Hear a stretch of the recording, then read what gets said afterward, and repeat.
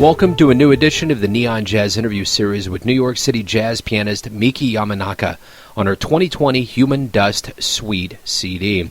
She opened up about this new COVID-19 world as we spoke on 9/11, the 20th anniversary of another historic day in the annals of American history. There's a lot going on.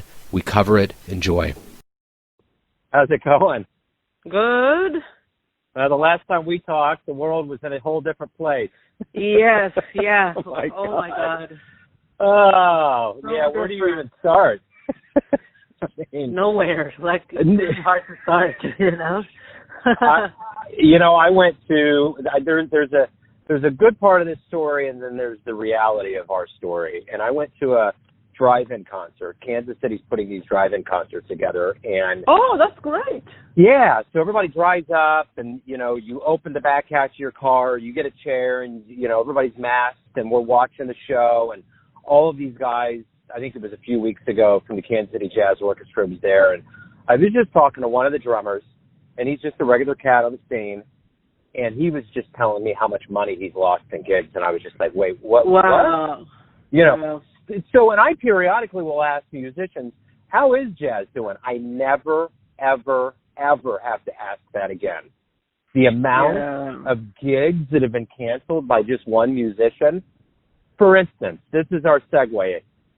For instance, since mid to late March, I guess we should begin with, when did you figure out all of this was starting to come to a halt, and what's happened since then?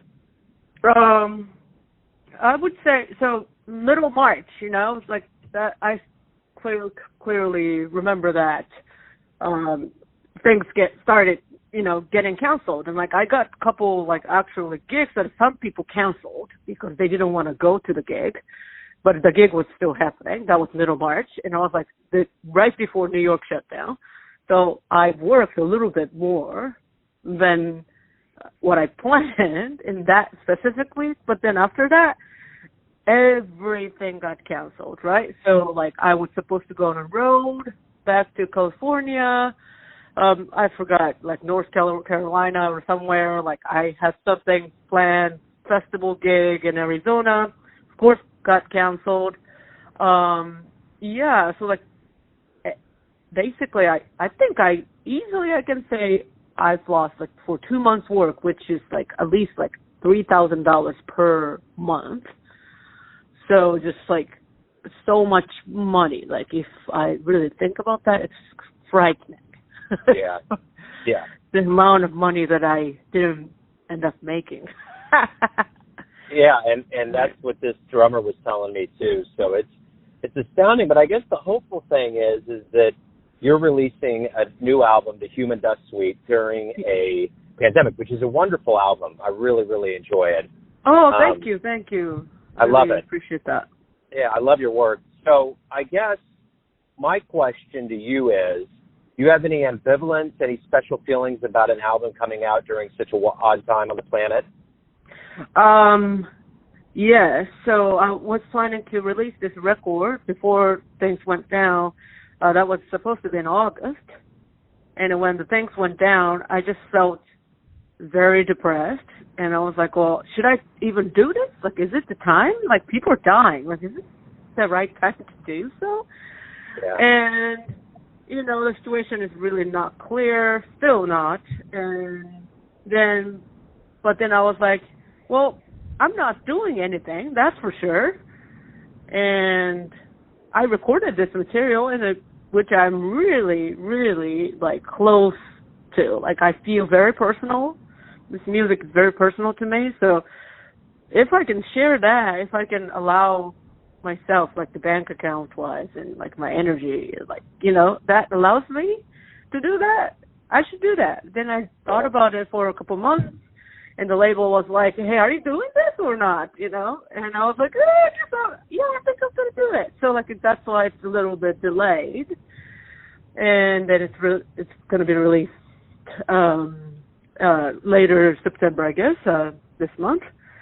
But it's an interesting feeling, though. It's maybe not the time. Music is not preferred thing right now. Well, I think, yeah. No, I'm sorry. Go ahead. No, it's all good. But in New York, I don't know if you know about this new law that you can't have any ticketed event even outside. Yeah, like you have to have the incidental, like if you want to have music, you have to have like incidental music, so like people are not paying cover charge or something like that. Wow. So I was like, okay, yeah, we're not getting the $600 anymore. And then finally, like in New York, it's blooming again, thriving, outdoors, seating. Sure, like musicians going to go out and play, but for free. Like, Yeah. Yeah, right. Yeah, I don't get that. It's like you're already down. Why kick you? And, with Cuomo and with the people that are there that are a little bit more along the lines of thinking about artists, I'm baffled by it. Yeah, I'm really, just like I have no idea how it went down. Like, yeah, I just have like a weird, suspicious feeling that somebody is behind this scene, But anyway, I'm sorry I went out of your question. No, you're good. You're good. But, just like I thought, like it's actually more meaningful to release a record now, even though I feel, I just said that, well, like people don't care about music. But, like music can move people, and then my fans can see what I'm doing and like, then I'm really proud of this music, so why not share it? Why don't I share it? So, it's a weird feeling, but I think I'm glad to do that. Well, I can tell you from my perspective, I appreciate the fact that this makes everything kind of feel like the world's still moving in the right direction. And, that's cool. And also, how important has art been during this time? I mean, if we didn't have television and film and music and visual arts, I mean, how bleak and dark would this have been, Yeah, I totally agree with you. So what you're doing, and I actually talked to one musician that said, albums that come out during this time are probably going to have a very special place in time. Now, we probably don't have that, intuition to look forward and say, well, some kind of forecast is going to look back on this period and say, thank God they did that. But I think there is a truism to that there's a lot of stuff coming out now. But why is the material you mentioned, it's so personal, and even the names of the tracks, it's almost as though you're kind of going through a narrative. Why is this so personal for you? So this, the titled Suite, the album title, Human Dust Suite, is inspired by this photography done by Agnes Dennis, this avant-garde artist, visual artist, I think.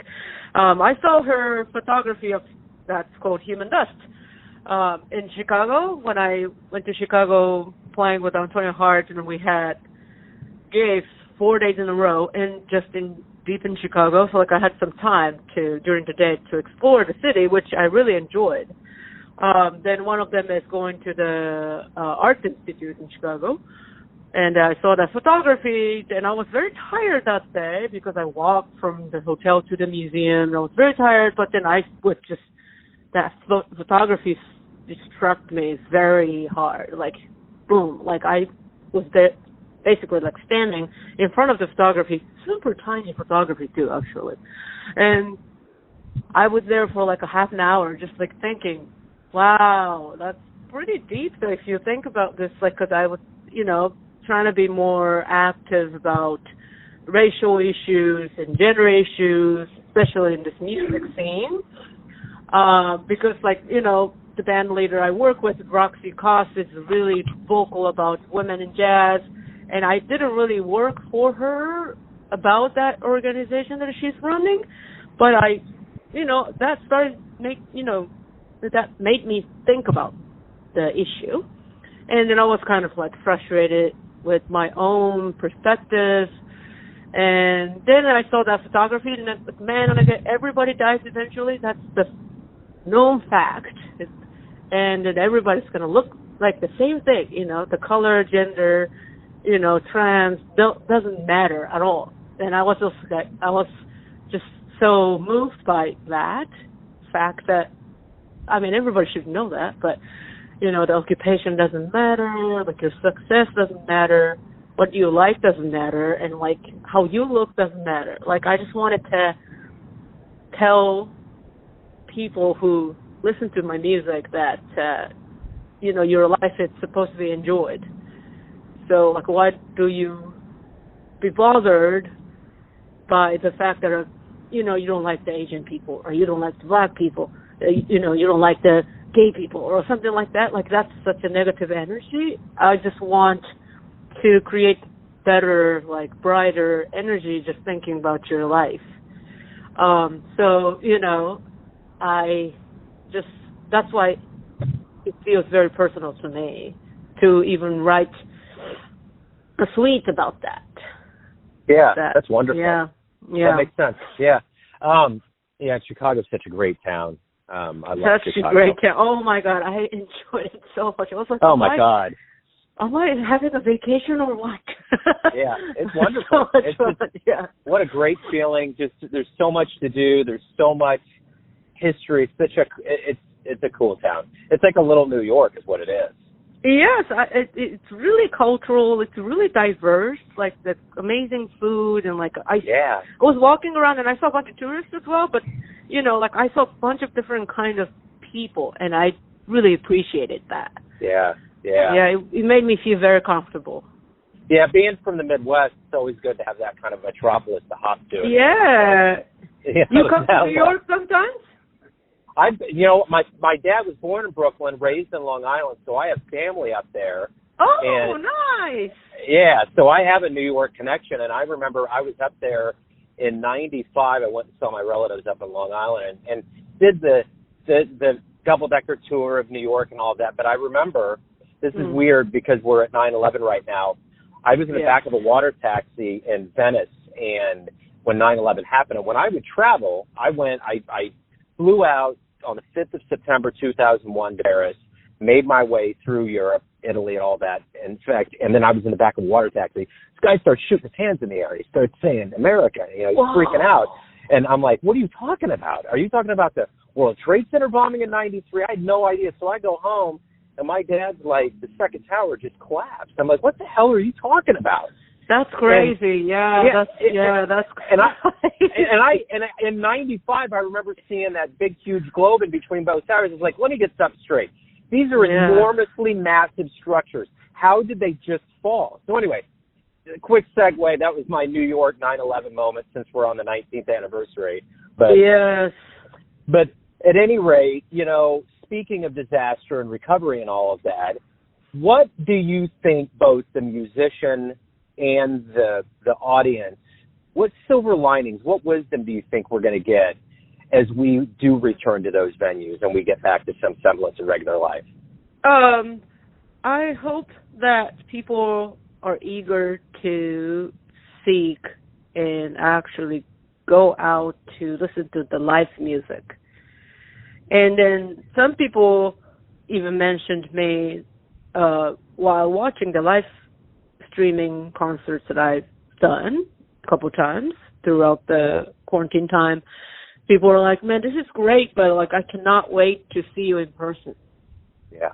Like that music, And then I think especially jazz or any kinds of music, in my opinion, this live music has such a huge energy to me, like certain energy that people will not forget, It's like the experience you get. It's like some people are like very like such a fan of music, so they go out and see music all the time. But then some people are just like, oh, I'm a tourist. I'm going to go to one of the jazz clubs in New York City. I'm a tourist in New York City.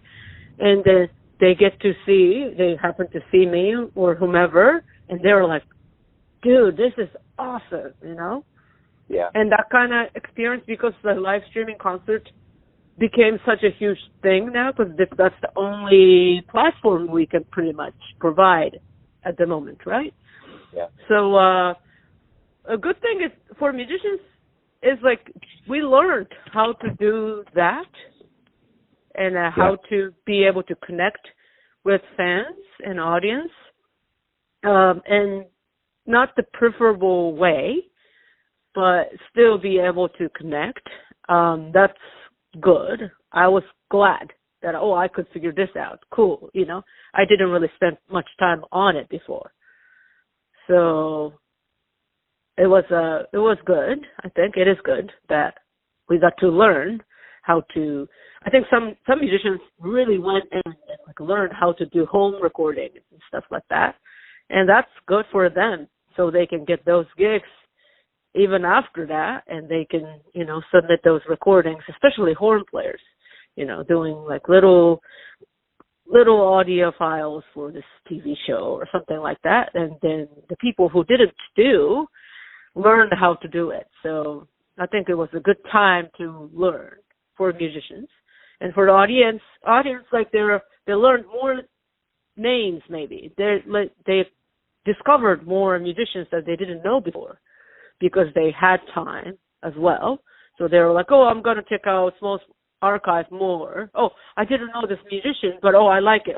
Then this person's doing actually a live concert soon. I should watch that, So, I think for the audience, they got to explore a little bit more, through the internet. Maybe if you were in Midwest and I'm not really, on top of what's going on, but I got to see these, great live streaming concerts on such and such website. And, I think that's cool that we all had time to kind of sit down and relax and I guess I can explore a little bit.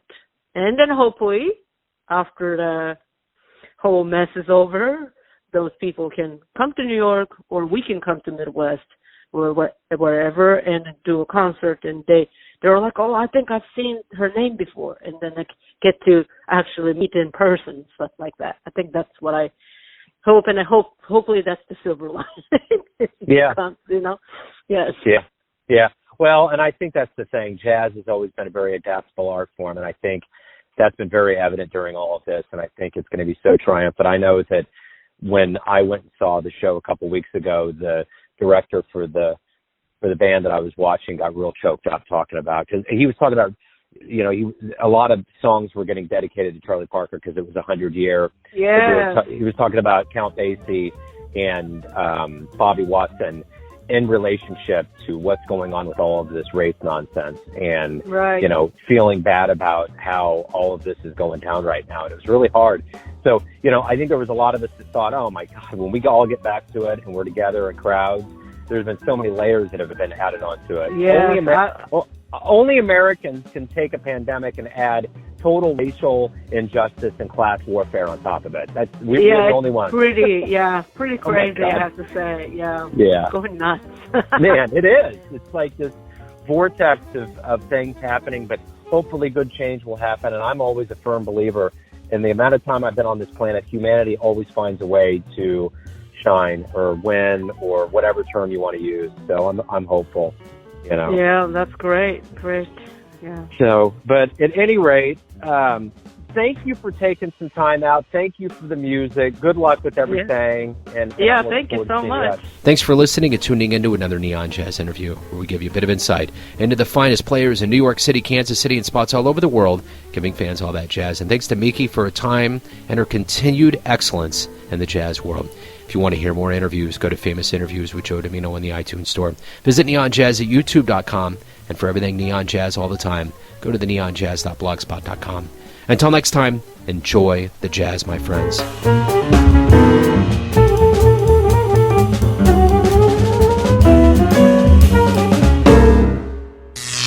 Neon Jazz.